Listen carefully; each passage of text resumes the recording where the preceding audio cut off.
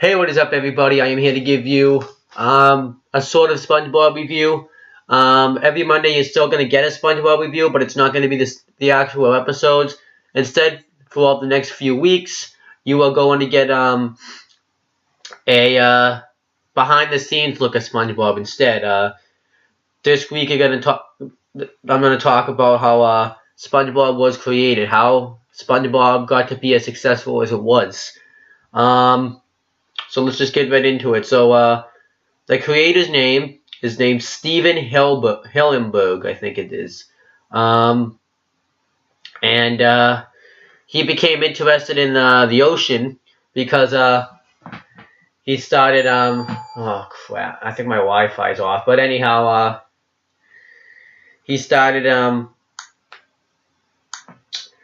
he saw a TV show that came on in the 1960s. It was The Underwater Life of Somebody. I forget the actual name of the show. I didn't really write it down. I had to write down, by the way, notes because I kept forgetting the people's names that were talking about the documentary.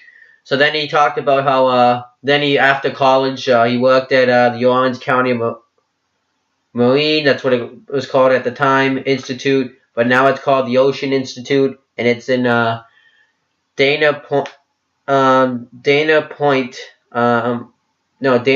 California, and he was asked to create a comic book about the intertidal zone, and he made a character that was like SpongeBob, except his name was Bob the Sponge instead. He was an actual sponge, and he created the starfish, the barnacles, all that good stuff, and he started to become interested in drawing and sculpted and stuff. So he would sculpt stuff out of old motors and toys, and he even had like this dog that he had sculpted, and he would anytime he pulled up his head or something, it would sound like it's bulking, but it was really just the motor working. But the motor started to die down.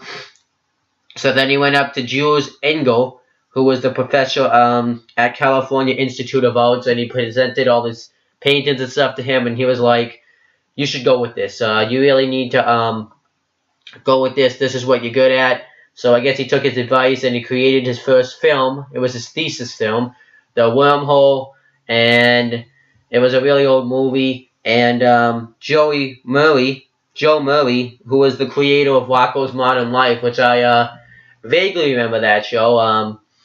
That show was on a little bit when I was a kid. But I think the show the show itself was just ended right when I started watching Nickelodeon and stuff, so I didn't really get to live out, I guess, the full experience of it. But it's a really good show, but I really like the theme song. I remember the theme song. It was Rocko's Modern Life, Rocko's Modern Life. That's all I remember. But I remember thinking about that song, and that's kind of sad that show's gone. I never got to see it. Most of the shows like Rocko's Modern Life, Hey Arnold, Rugrats, I guess still kept going, but they were just kind of starting to end when I started watching Nickelodeon, which was kind of sad.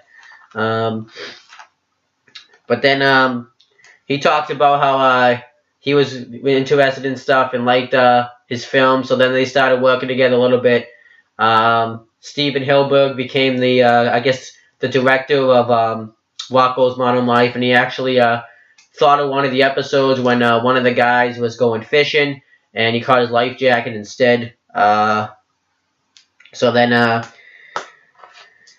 instead, Steven Hillenburg decided to come up with his own, I guess, TV show, but he really couldn't think of an own TV show. And then one of the creators looked at his, and then somebody looked at his artwork. At his comic book, The Intertidal Zone, and he's like, "Why don't you just use this as a TV show? It looks good." So he talks about how he thought it was a good idea, so he was going to do something along the SpongeBob reference, but then he looked at the sponge and he realizes the sponge doesn't do a lot. So then he decided, hey, the sponge is an interesting shape. So then he actually started drawing SpongeBob like the kitchen sink sponge, and he came up with the idea, and that was the first artist of SpongeBob, so he decided to run with the TV show, and he had his buddy, and he had some people that used to work with him on Rocko's Modern Life, Nick Jennings, who was the art director, and Eric Coleman, who was the the vice president animated, no, he had Derek Dryman, who was the creative director of SpongeBob, and Nick Jennings, who was the art director of SpongeBob.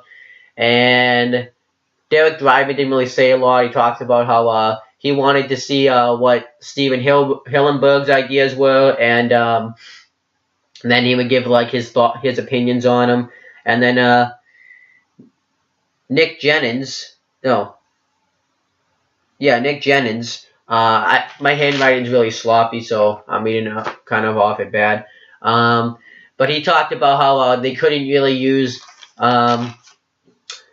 Steven's artwork because it was kind of too loose and was a little bit too loose to really animate it. So instead they used his artwork, and it was really kind of cool to see what to see everything just drawn out, like the Krusty Krab, SpongeBob's house, and all this stuff, Squidward's house. So it was kind of cool to see all that stuff.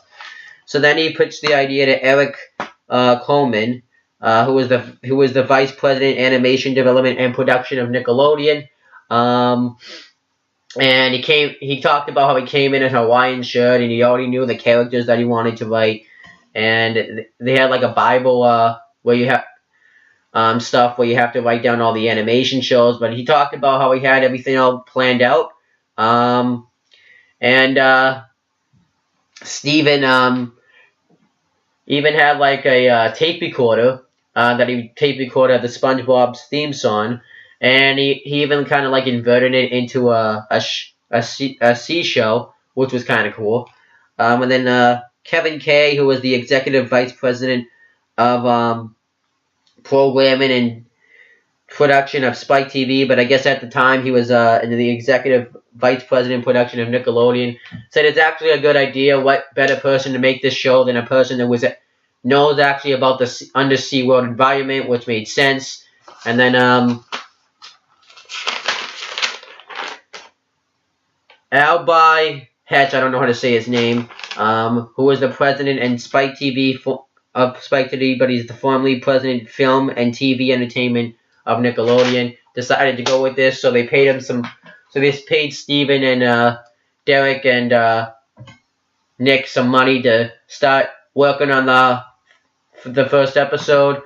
And then I guess a few weeks later, they came in and Alby and Kevin Kay started laughing so hard they decided to go with it, and they started working on the few SpongeBob, and then they had to work on 13 episodes, so they knew they were in a tough ride, and that's how SpongeBob kind of was created. It kind of kicked off like that, and I thought it was pretty interesting stuff.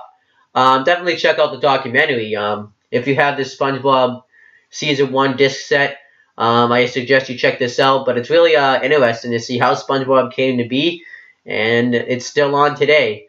And I have a feeling that the people that thought of the ideas of the show, I guess the writers, definitely aren't the same as they are now, and I will talk about that when I get further up into the SpongeBob episodes. But yeah, I really did like seeing this documentary. It wasn't really an episode. It was a documentary to see how SpongeBob was created. And yeah, I can't wait to watch more of this stuff. I know this isn't the SpongeBob review you guys wanted to see, but this is a view, I think, a different kind of review you guys could see. I will be back in a few, maybe 4, because there's 4 of these, so I'm going to, but I'll be able to be back in a few weeks to give you the actual SpongeBob reviews. I just figured I'd start doing this. But that's pretty much it, guys. Subscribe to this channel. I'll be back tomorrow to do a Walking Dead review. And then Wednesday to do a Breaking Bad review. But that's pretty much it, guys. Peace out.